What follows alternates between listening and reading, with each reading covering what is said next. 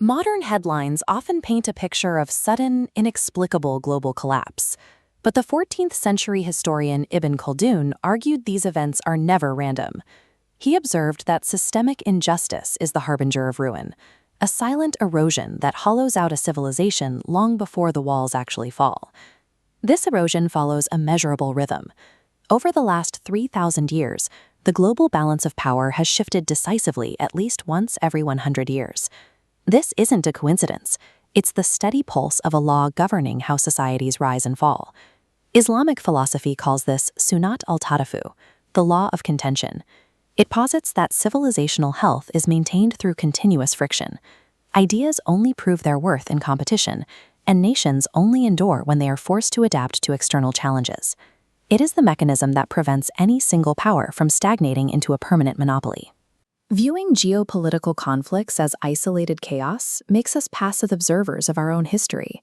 However, recognizing the specific mechanics of this contention allows us to anticipate the shifts in the cycle and prepare for the next transition before it arrives. For centuries, the Roman and Persian empires remained locked in a stalemate. They spent decades on proxy wars and border disputes that drained their treasuries, but yielded zero ideological progress. Both systems had become rigid, unable to offer anything new to the populations they governed.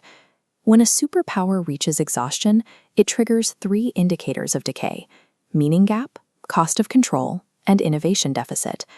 A meaning gap occurs when rhetoric fails to provide justice. To compensate, the state incurs a heavy cost of control, requiring massive suppression to maintain stability. This specific vacuum allowed for the rapid rise of early Islam. It didn't succeed merely as a ritualistic religion, but as an agile civilizational project that proposed a new moral standard for power and law. It filled a space that had been hollowed out by centuries of imperial stagnation. When a society lacks a just narrative, relies on force to survive, and stops innovating, it exhausts its ability to adapt to the 100-year rhythm. At this stage, a replacement system is the natural consequence of a system that can no longer sustain its own weight. Contention is also an internal necessity.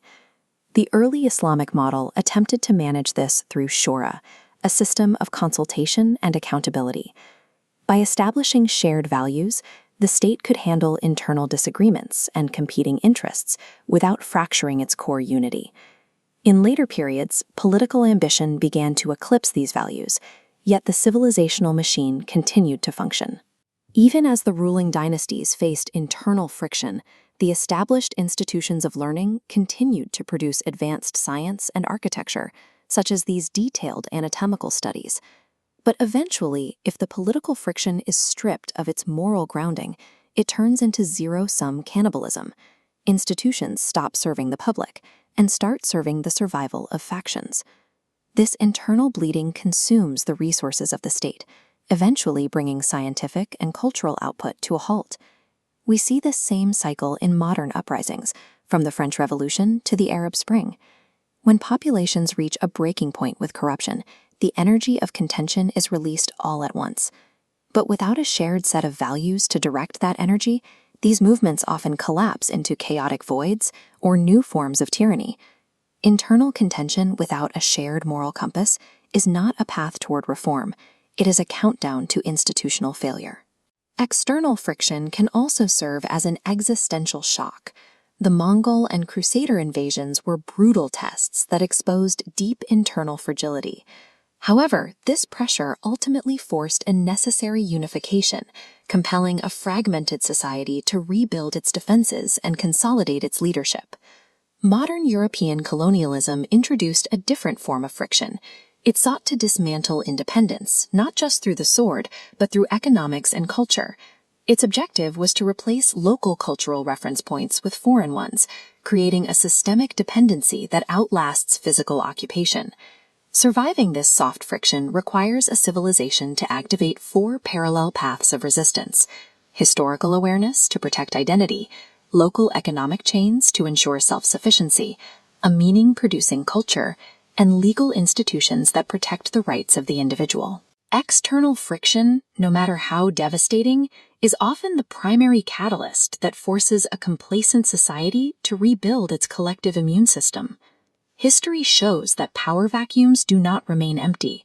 When one system stalls and fails to reform, the most organized and ideologically coherent alternative will step in to fill the space.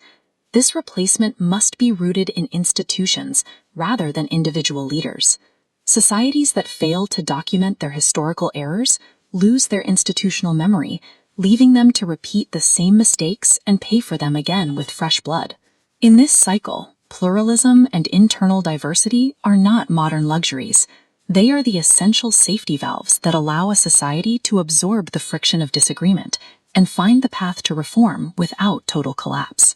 The law of contention is turning right now in the modern world. As the old systems show the 3 indicators of decay, the momentum toward replacement grows. The challenge facing us is whether we can build a rational alternative or simply remain the material crushed by the wheel as it moves forward.